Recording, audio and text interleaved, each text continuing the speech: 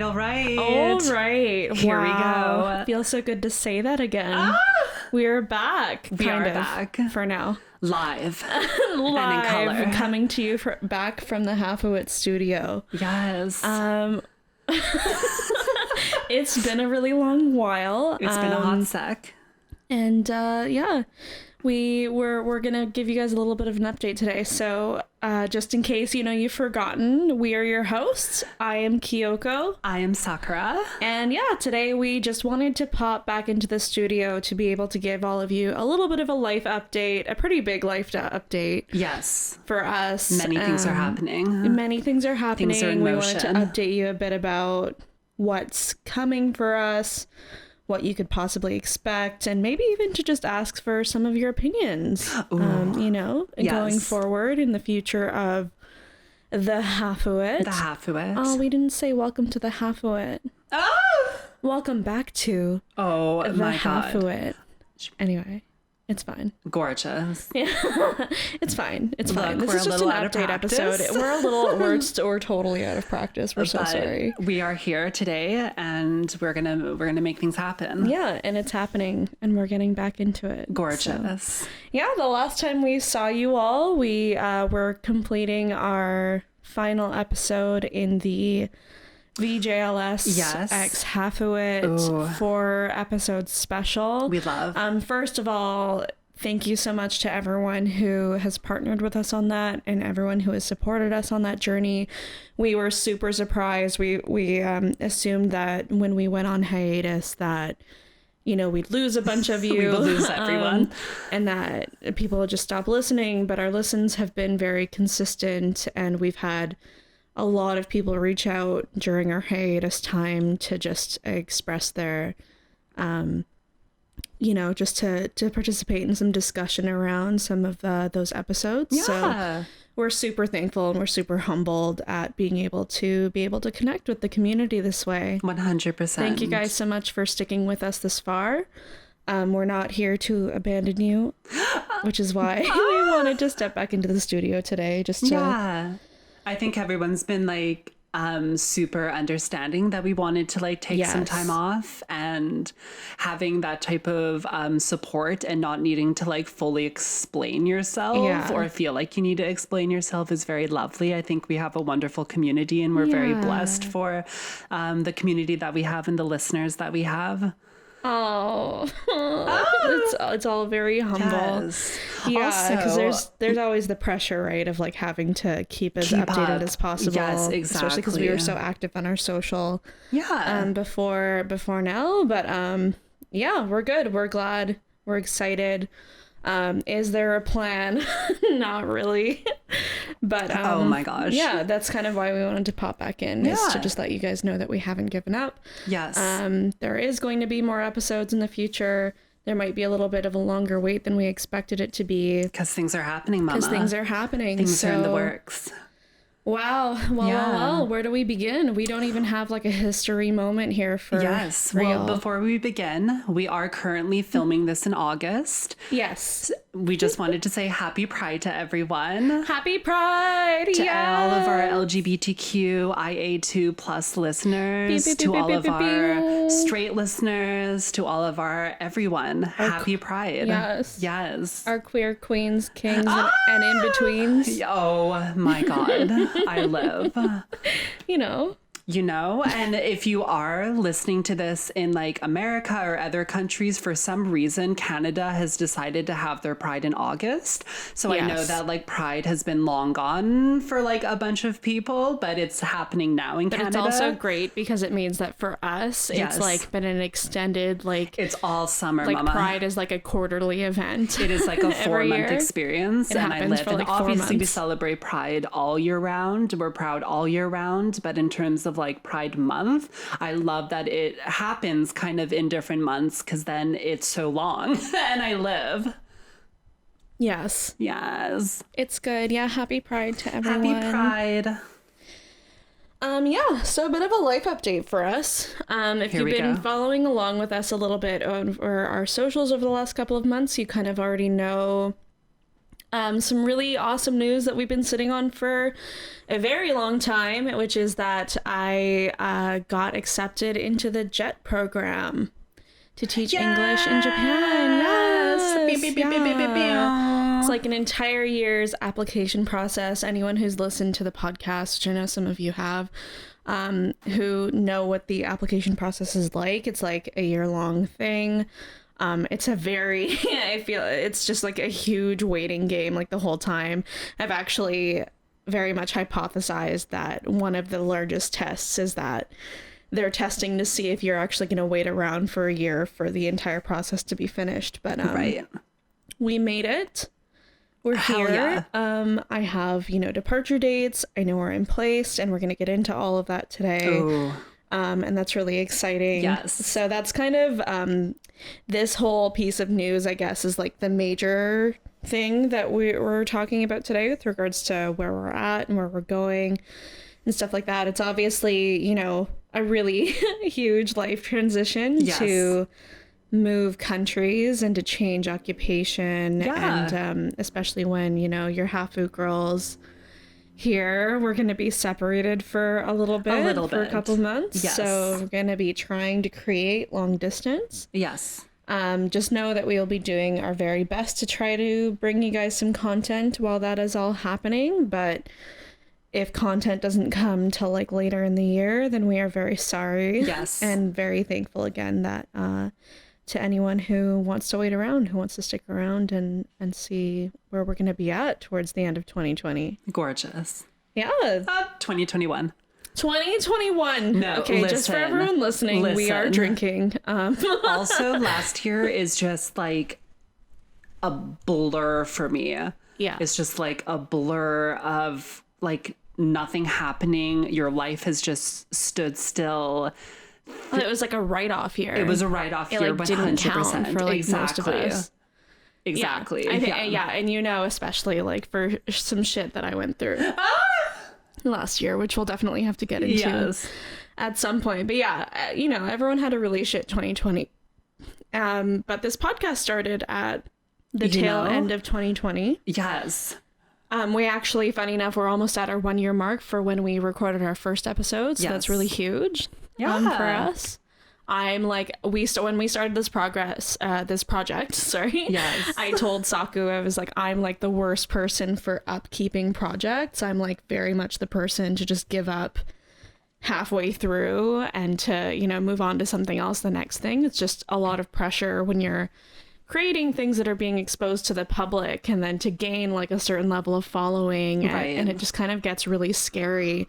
And I am the type of person who just like, I like to shut myself in, I like the routine that comes with day-to-day balance of activities in home life and work life. And I've, over the years, I just finished working at a job that I've worked at for 7 years. Yeah. Again, those of you who follow us know that Saku and I met through that job. Yes. So it's a really sentimental position that I have, and I'm really thankful that I still have a lot of really great friends from that job. But yeah, I've kind of been spending the last like couple of months saying goodbye to that position, trying to prepare my successor to take over for my job and to train new staff and hire and all that, which are usually duties that I would be responsible for. And I finished about 3 weeks ago this week. Yeah. So that's really huge. So I've just been, in the meantime as well, it's obviously, we're recording right now at the beginning of August. So I also moved out of my apartment. My timeline for moving to Japan has really been expedited. We're delving back into the topic of how crazy 2020 was, and COVID and stuff like that. The people who got into the JET program in 2020 have had to wait until this year to get in. So when I got into the JET program, when I found out back in May, I thought that maybe it would even have to be next year that we would have to wait, with the introduction of the Delta variant. Oh, God. And I was just kind of like fully prepared to just, quit my job anyway, because it was time. It's 7 years. And for any of you who've worked at an extended time in customer service, you know, it's hard. Like 7 years is like about it for me, and it's time to move on. And I was fully prepared to, you know, move in with my parents and like live a quiet island life for a while. Yes. Before moving back to the motherland island, to the rural. But the universe, you know, had something different planned for me. It was like, nope, this is all happening right now. Yes. So I moved out of my apartment, quit my job. I'm actually currently staying with our girl Saku. Yes, roommates. Yeah. Which has been really awesome so far. Yeah. You know, Saku and I have had long-term plans to live together eventually anyway, so, you know, kind of considering this our test run. Yes. Yeah. And how do you feel, Saku? And it's going swimmingly. It's going swimmingly. Yes. I love. Yeah, Saku's very motherly. She made me like a futon, very, very Japanese style. Yeah. A designated corner of my room. Yeah, and it's been very comfy. I'm sure any of you who have had to transition occupations and who have had to like move out in a short amount of time know how fucking stressful it is to have been through all of this process. And I just like, I've been out of my mind stressed out over the last couple of months. And so it's just felt really nice to be able to finally kind of feel settled. Yes. In unemployment for the first time in 7 years, and you know, with a friend as good as Saku. Yeah. What's happening now is with the program, I've actually found out that my departure date is September 25th. Yes. I'm departing for Japan for Nihon. Yes. It's very exciting. It's also very scary. Yeah. You know, you and I, Saku, we were kind of thinking that maybe departure was going to happen more like November, in the December, winter, yeah. like just because we weren't sure how the rollout was going to be for 2020 jets versus 2021 jets. And it turned out that Vancouver jets are being sent out first in Canada ahead of anybody else. And they're not dividing it based on when you were accepted for the program, which I guess makes some sense. Yeah. I didn't know. Yeah. Oh, how would you know? How would I know? How would you know? So the end of September. So everything is happening very quickly. I am going to get a chance to spend some time with some of my family before I go. But it's obviously it's never easy to say goodbye to, you know, your support system. And though I'm like fully prepared to live somewhere else, and I have been ready, and I've been like working very hard to get to this place right now in my life, it's still like really hard to think of saying goodbye to everybody. Yeah. I'm like tearing up. Yeah. But it's good. It's a change that I really, really need in my life. And, you know, it's opening a lot of doors for both of us. Yes. You know, Saku and I kind of decided about a year ago that we might want to move to Japan together. Yeah. And this is kind of one of the larger steps, is that one of us gets settled first. This makes it like a for sure thing. Before it was just talk, like, are we going to do it? Are we not going to do it? Now it's like essentially set in stone. Yeah. And like the whole process of application was like not just big for me for that reason. It was also just like just as stressful, just as like emotionally intensive for Saku, right? Because it was kind of like so stressed. If one of us, absolutely, if one of us had an in to get to Japan, then it would make it like very real. Yes. So I think it like made it real when I found out that I got accepted to the program, but I don't think it really hit me until a couple weeks ago. They sent me my departure details, and I was like, oh shit. Like it's happening, especially because the process, even for you to hear about it, took such a long time. I think I just automatically assumed that you're getting placed and your departure date would also take a long amount of time, but it is instantly like, you've been accepted, you're leaving in 2 days. Like, yes. It was kind of like, oh shit, okay. Like, I have to sell all my stuff. I have to tell my landlord I'm leaving. I have to find a place to stay. It's just like, no, and that's the thing. It's like with moving is stressful on its own, but because I'm moving to a different country and it's under a specific employer, I'm actually very restricted on how much of my stuff that I get to keep. Right. Yeah. So when I was moving out of my apartment, and I've lived alone for the last 4 years, I know, #privileged. To be fair, I've worked very hard for that. But anyway,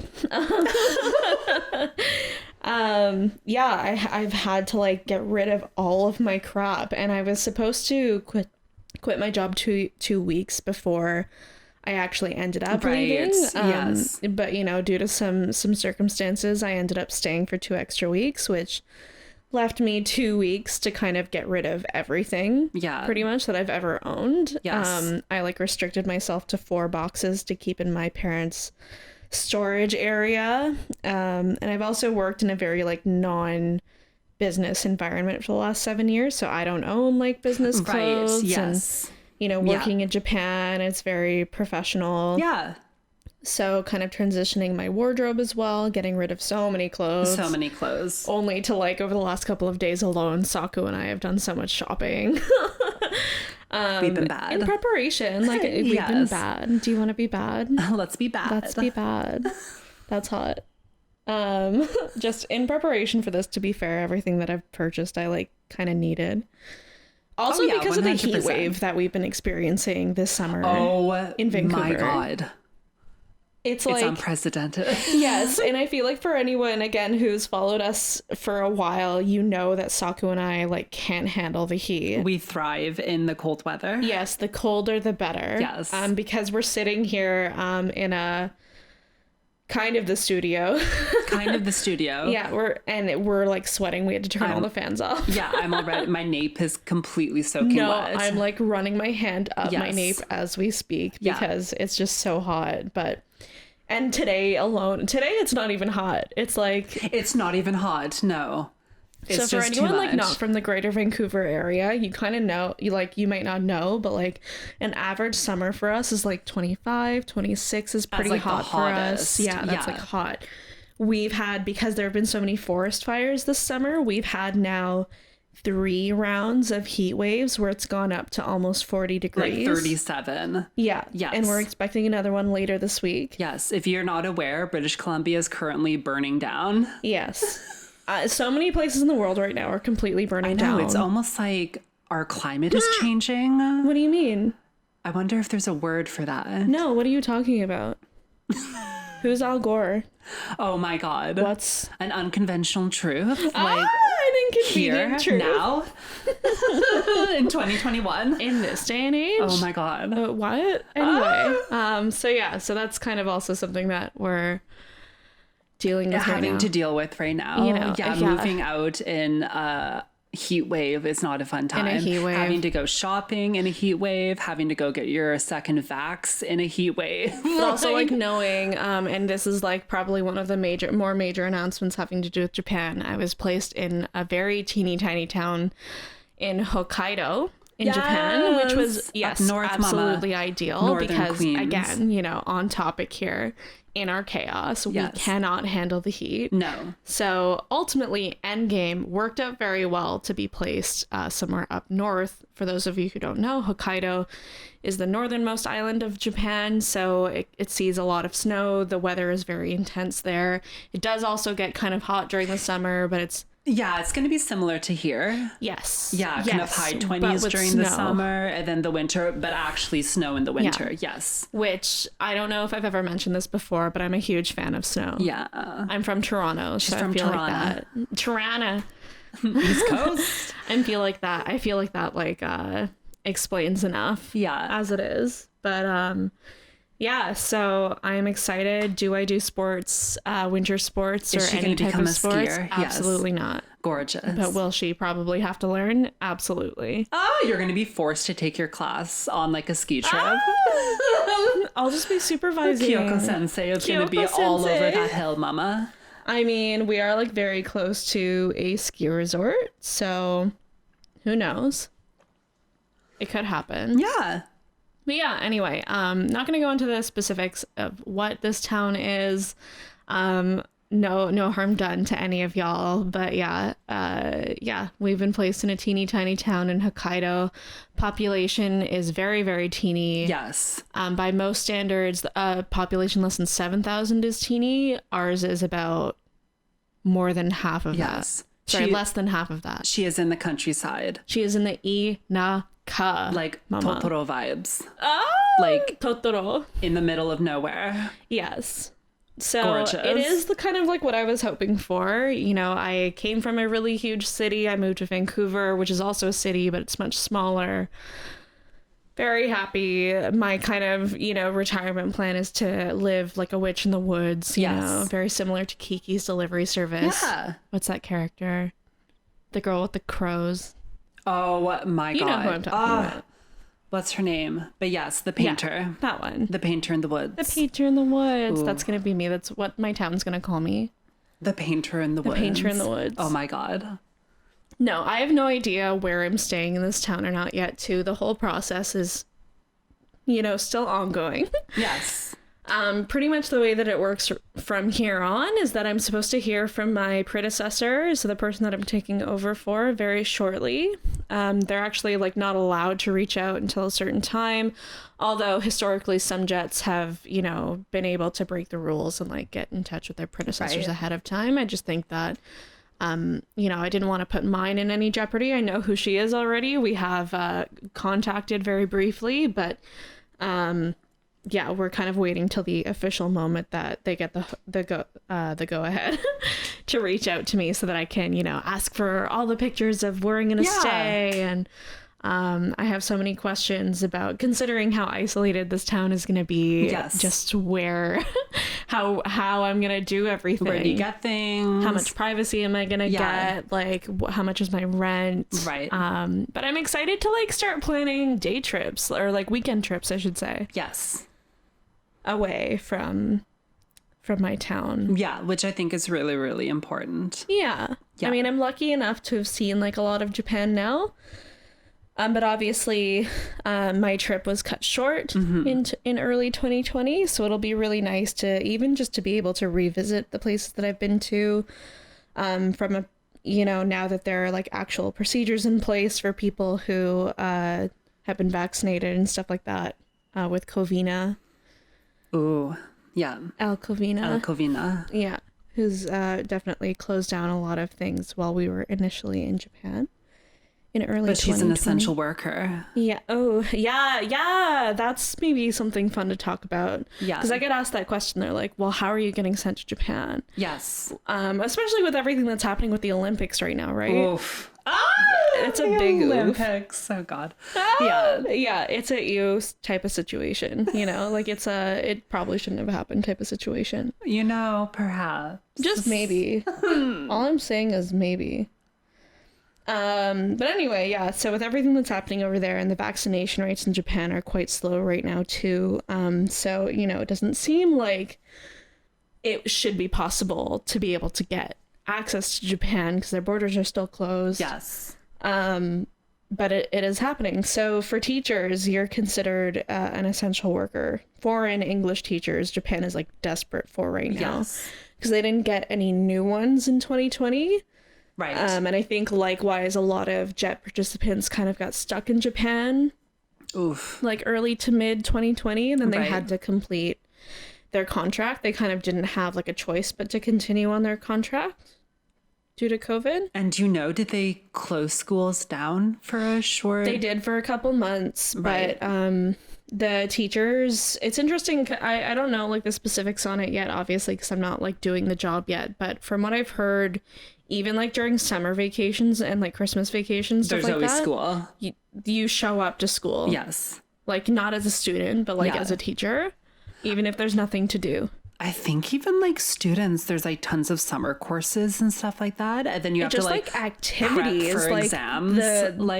The academic schedule in Japan is like beyond anything that I've experienced before, just from what I hear about it. It's like university level from preschool. Like but there's also like the preschool activities, there's like after school activities for the students alone, and then as teachers you're often also committing to supervising those activities, those clubs, right, on top of like your regular all the clubs. Yes. The clubs. We love the clubs. And then also I've heard that sometimes like the faculty gets together every once in a while. So it's a very involved situation, which I'm honestly not worried about. Right. My job over the last 7 years has pretty much been like my life. Yes. All of my greatest friends that I've met over the last 7 years, I've met through this job. Yes. As their boss, as their coworker. A lot of whom now live like abroad or live in other parts of Canada now. But it truly has been my life. So I've always been very active in my professional atmosphere. Yeah. So I am looking forward to hopefully getting a chance to develop relationships with my senpais and my co-teachers and Japanese teachers of English, because my official title is assistant language teacher. Gorgeous. So depending on the situation, I'm either like the full teacher or they just kind of want me to recite like the tapes and stuff like that, and maybe like help with marking homework and such. But again, all of that I'm down for. I'm down to plan an entire lesson. I'm down to just like recite words, whatever they want me to do. Yeah. I just think that I'm sure again for everyone, now that we're past 2020, you've at least come to like a realization about where certain things in your life have to change. Right. Certain things that you kind of want to dispose of or let go of now. I was really lucky to have a really great support system, including Saku at this time last year, who pushed me and told me like, you have to do this. Like, this is something that you have to apply to at the very least. I mean, low key, a part of it was, yes, just me supporting you. Selfish. 2, also, I wanted to apply for the JET program as well, but the JET program will only accept applicants if you have a university degree. She's very choosy. And your girl only has a makeup artistry diploma from a college and then a hairdressing diploma from a college. So your girl does not have a university degree. So unfortunately that was out of reach for me. It's like, it's silly that you have to say it like that too, where you're like, oh, I only have this degree and I only have that degree. Girl, like you fucking, like the fact that you have a degree at all is like really cool. So it's like totally shitty, but it was all on you, mama. Us going to Japan was so heavily dependent on like you getting in. And I was stressed for you, but then I was also stressed for us. Yeah.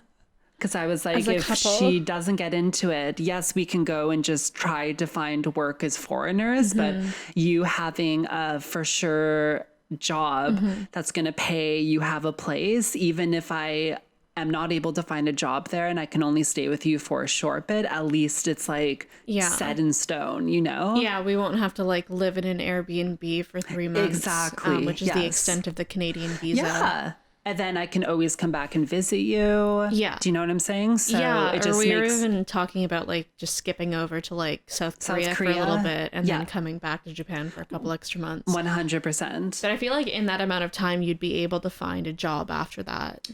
Yeah, especially in like larger cities. Luckily enough, Hokkaido has the 5th largest city in Japan, which is Sapporo. So it's a very, very touristy location. So I think I would be able to find a job as an English speaker, and then hopefully living there. If I can improve my Japanese, I might be able to find something a little bit more substantial with a company that would sponsor me. Yeah, and I think something that I was saying too is like you should be able to find a job even because like where I am, there's so many ski resorts, so many like just inns, and also there's so many hostels around Japan that require like translators. Oh shit.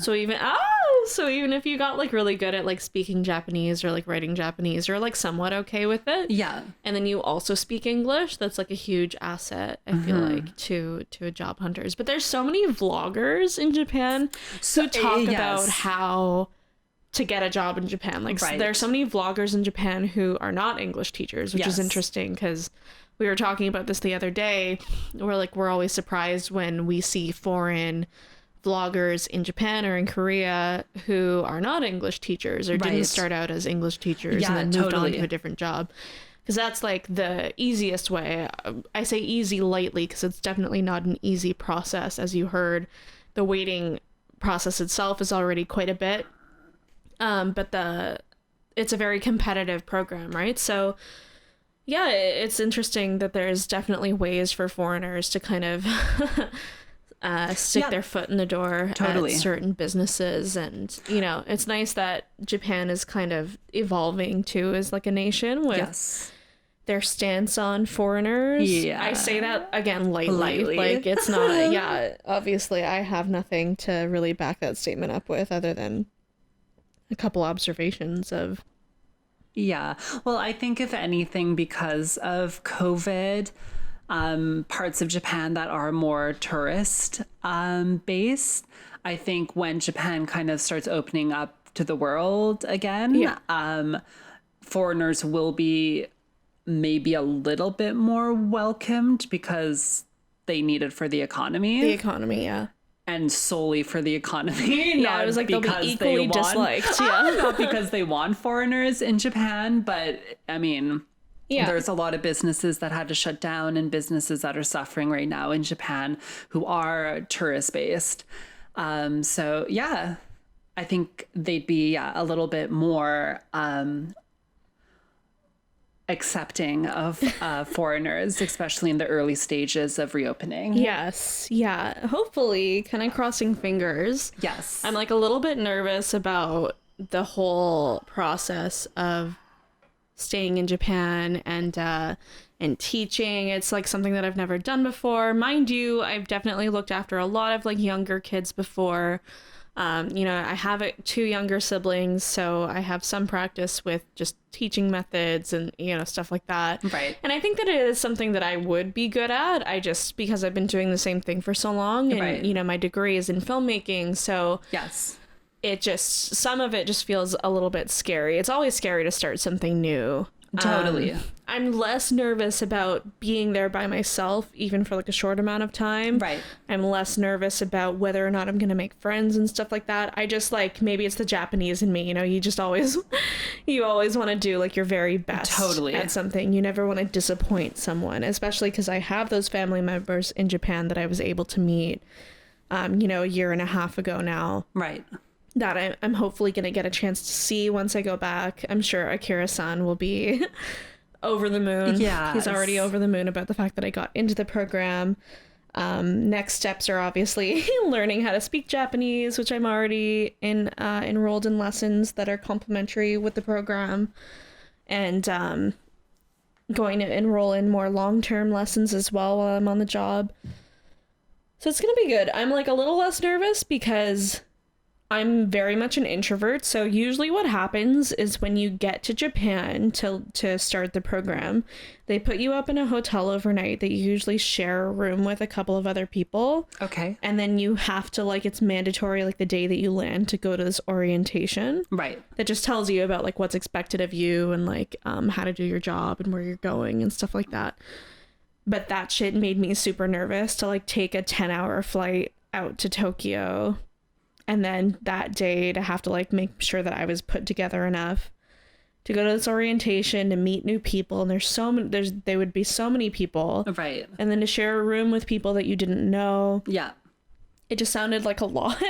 It would have been fine. I know that it would have been fine. But the way that it's being handled right now, again, because of COVID, is that regardless of your vaccination status, and by the way, both of your girls are now fully vaccinated. Fully vaxxed. Yes. We love to see We're still obviously being super careful.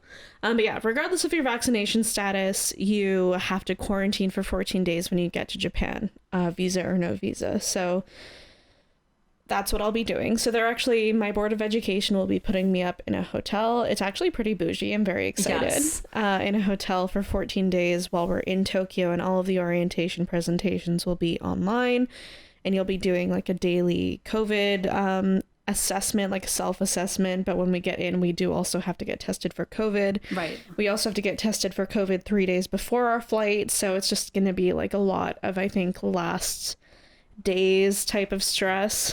Totally. But I think I was joking with Sakura the other day that when I'm in quarantine in my hotel, I'm like going to be catching up on anime. I'm going to be watching like Stranger Things again, you know, like rewatching all those because they just announced that the new season of Stranger Season Things 4 is coming in 2022. Very exciting. Gorgeous. But yeah, that's kind of like the major life changes that are happening for us right now, or for me, on like a larger level. Yeah. It's obviously going to affect the way that some of our episodes are recorded in the future when we get a chance to plan those out.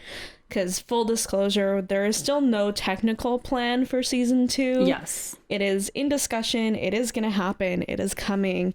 But, you know, I hope that this update kind of explains a little bit about why things are moving a little bit slower and why updates might come a little bit slower over the coming months. You know, we might not even start recording episodes until after I'm in Japan. Mm-hmm.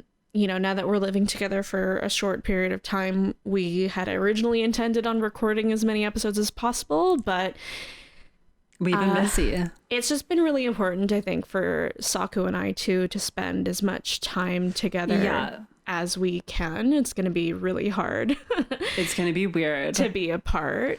And it's going to be weird being apart. Definitely. I think like all the kind of like core group of friends that we've built at this workplace are also like leaving me as well. Like, we have one of our really close friends will be heading off to Italy soon. Another one of our close friends is heading to Scotland soon. Kyoko's going to Japan. So I'm just going to be like here alone by myself, which is fine. Another one of our friends is going back to Ottawa. So it's like, you know, it's going to be an interesting time for all of us. Yeah. It's sad too, because I think like Saku, I'm sure that, you know, I can speak for you too, where I say that we've never had groups of friends the way that we've developed this particular group of friends. Yeah. And it's been like a very essential way to survive all of the life changes and like mental changes that have happened since the pandemic started. I mean, we were formed before then. Yes. But obviously it became very obvious during that time how important those relationships were. Because I've always had shit friends. Yes. Like, I know that you've always had shit friends for the most part too. For the most part, yeah. And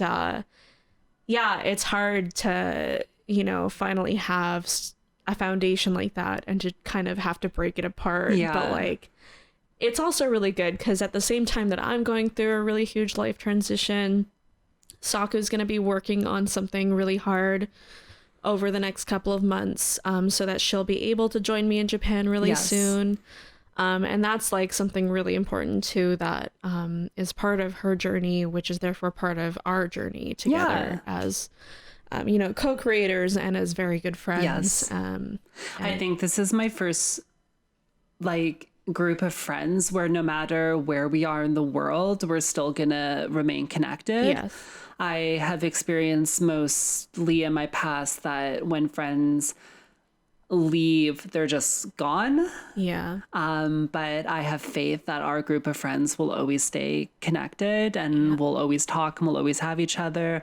We'll travel to visit each other. I think our entire group of friends are now like lifelong friends. I think like when you work in customer service with people, obviously sometimes you don't like develop that type of friendship, but I think everything that we've been through together has definitely helped to solidify a lifelong friendship. And two, like something that you look for like your whole life, right, is like a group of people that you could go years without seeing or talking to, but that you get to see each other again after like X amount of time, and it's like nothing's changed. And I'm like 100% confident that this is exactly what that is. So goodbyes are really hard. They've always been very hard for me. I get very emotional about it all the time. Because I'm a creature of habit. But none of us like change. None of us like change. Which is funny because there's large, obviously, transitions for all of us right now in our lives. So it's going to be a pretty crazy couple of months. Saku's trying to push me into being a vlogger in Japan.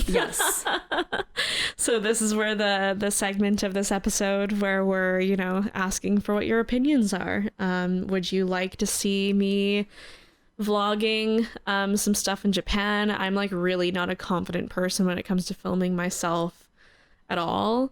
But I think that it would even probably help me as like an outlet to not feel so alone if I did feel alone when I was in Japan. Yeah. And, you know, Saku and I talked about doing like cross world vlogs where we compare what I eat in a week versus what Saku eats in a week here. Yes. While we're apart, or like what our daily routine looks like side by side. I think our followers would be very excited to get like a visual of your life in Japan. The madness. Yeah. Yeah. Yeah. Probably. I just like, again, I mean, to be fair, like when I think about all of the creative projects that I've like committed to so far over the last couple of years, video making has been like the only one that I haven't done. Right. Which is interesting because my degree is in filmmaking. So you would think that would be the one that I committed to and went along with. Oh, there goes the truck. Can you hear that? ASMR. Anyway, yeah, so I've done a blog, I've done this podcast, I have not tried or attempted YouTube, because actually back in time when I did my blog, I actually asked my then group of friends whether or not I would be better as a vlogger or as someone who just wrote, and they pretty much told me that I wasn't talented enough to, in front of a camera, to be interesting enough to watch or to listen to. So, again, like talking about having shitty group of friends. But yeah, they told me to write, and that was fun and everything. But yeah, I have a lot of fun making videos and stuff like that. During our VJLS X Hafu It stuff, I like unfortunately took away all of the editing rights from Saku and was like, I really want to do this because I like love editing videos and I love filming and stuff like that. So yeah, maybe I will. Maybe she will. Because this whole transition from my current job to the way that things are going and living in Japan was also to finish my documentary anyway. So it would be nice to kind of have a project going where I could, you know, touch base on some of those skills again. Yes. And to, use that degree. Better acquainted with solo filming and stuff like that until you get out there. Yes. To help me. Yeah. In the Inaka. Gorgeous. Yeah, and if anyone's curious on kind of what's happening in my life and on my side of this whole situation, I don't know if everyone follows me on Instagram, but if you do follow me on Instagram, you've obviously seen that my pronouns are she, they. I obviously showcase that I'm a part of the LGBTQ IA2 plus community. But basically what's going to be happening with me in the future is I'm actually planning on going to Montreal to have surgery. If you know, you know. I won't go into details of what the surgery is, but if you know, you know. So I'm just waiting to hear back from Montreal to see when exactly my surgery date is. Once I have my surgery date planned out, I should be able to then start mapping out when exactly I'm going to be heading to Japan to meet up with Kyoko. I am hoping that it isn't going to be too long. I would like to head to Japan in early 2022. And again, like, I'm not quite sure if I'm going to be able to find a job when I'm in Japan. So as of right now, until things are kind of worked out, I am going to plan to stay in Japan for however long you are without a proper visa, which I think is like 3 months right now. Right. And then I'm planning on moving to probably Seoul in South Korea. and we'll be living there. And then me and Kyoko will kind of go back and forth from Japan to Korea. If I am able to find someone who will sponsor me and I can get a visa and find work in Japan, I'll obviously stay in Japan. But if that doesn't work out for me, it's a little bit easier as a foreigner to set up shop in South Korea. So I would head there, I think, over top of other neighboring countries. So yeah, I really hope this surgery that I'm having in Montreal happens quickly. I've been waiting a very long time, obviously, because of COVID last year. It just didn't happen for anybody. So yeah, it's been a long time coming. It's kind of one of the final steps in my my chapter, if you will, here in Canada. And I feel like I can't really move on with my life until this chapter is closed. So we're both very excited. Kyoko's very excited. If Kyoko was still here, she was even planning on coming to Montreal with me. So I'll obviously have my family come with me, but yeah, it would have been very cool to have Kyoko there. That would have been very special. But yeah, I'm very excited to meet up with her in Japan afterwards and just, you know, be able to live going on my life. Our proper Japanese hafu. I'm so excited. Yeah. It's going to be very interesting. I've never lived in a different country. I've never lived anywhere even outside of British Columbia, so it's going to be a bit of a culture shock for me.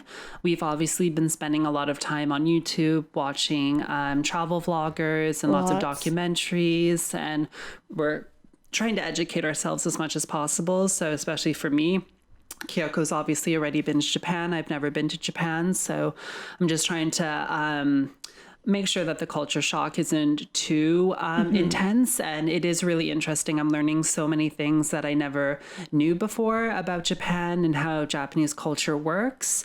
And yeah, it's I've always wanted to live in either Tokyo, Osaka, or Kyoto, but now kind of like really investigating Japan, I think I would actually be more comfortable in Hokkaido. And it's really interesting that that's just where Kyoko ended up getting placed. Yeah. She had nothing but nice things to say about Sapporo, so I'm very excited.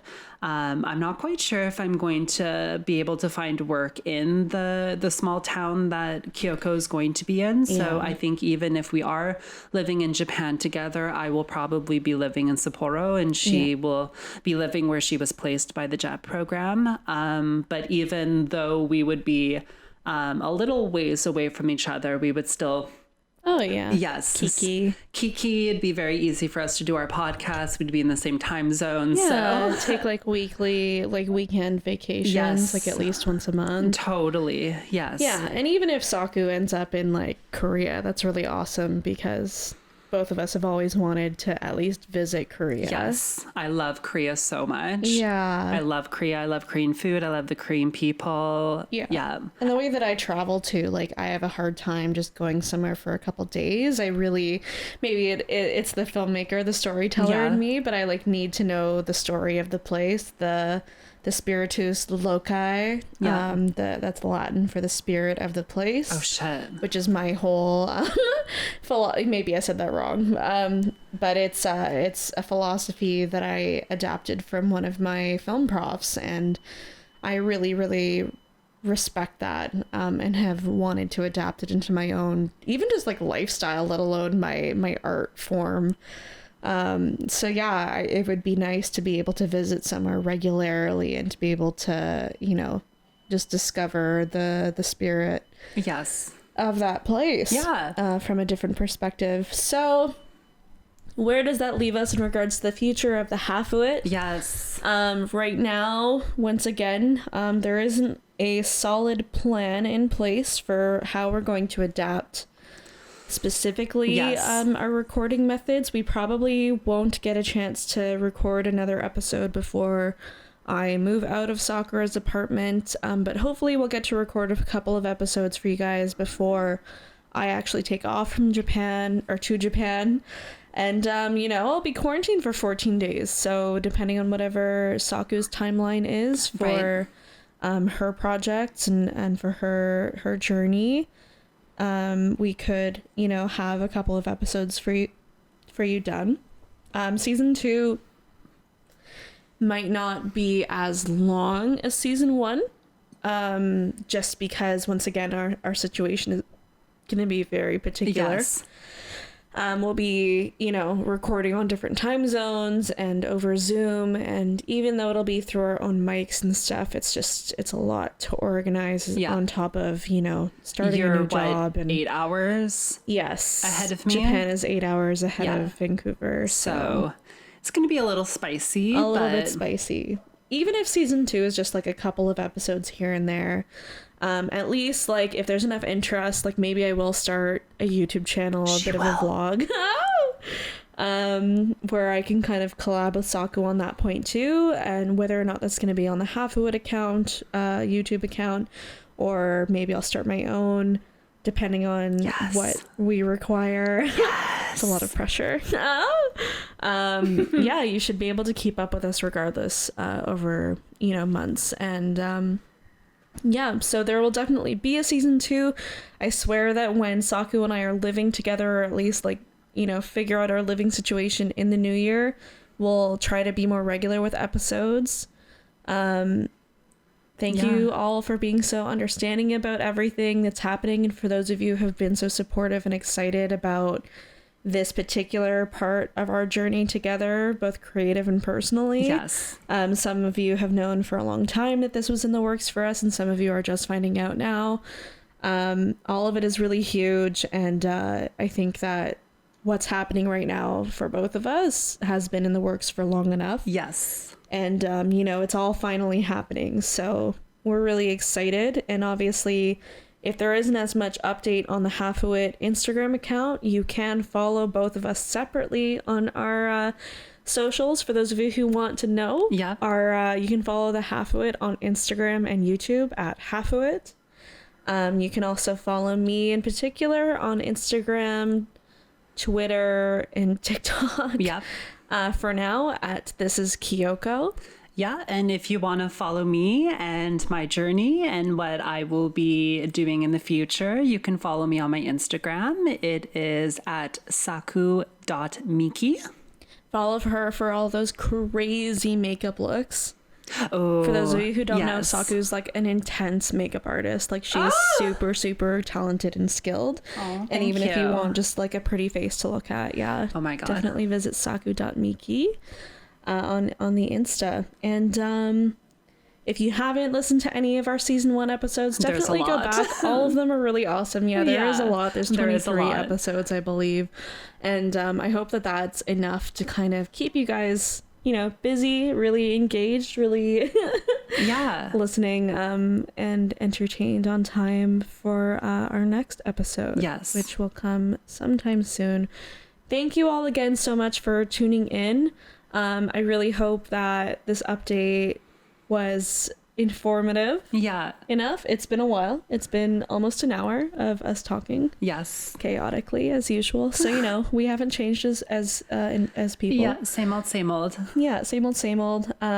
We promise to be as informative as we can with the progress of everything, including, you know, a possible Kyoko YouTube channel. For those of you who want that, please do let me know. I will. And everybody let her know, please. I feel like I need like the reassurance that there's someone out there who's going to want to watch that. Slide into her DMs and be like, this is mandatory. And you know that I'll get the DMs anyway, so it's all good. Yeah. Okay. We are going to peace out. We're going to turn those fans back on. We're going to clean up the sweat, the pool of sweat that has gathered around me. Off and try to cool off. Yes. Yeah. We hope that everyone out there is staying safe. They're staying cool. They're staying hydrated. Yes. And they're staying as gay as possible. Yes. Is that an okay thing to say? Oh my God. Okay, bye. Bye. Bye.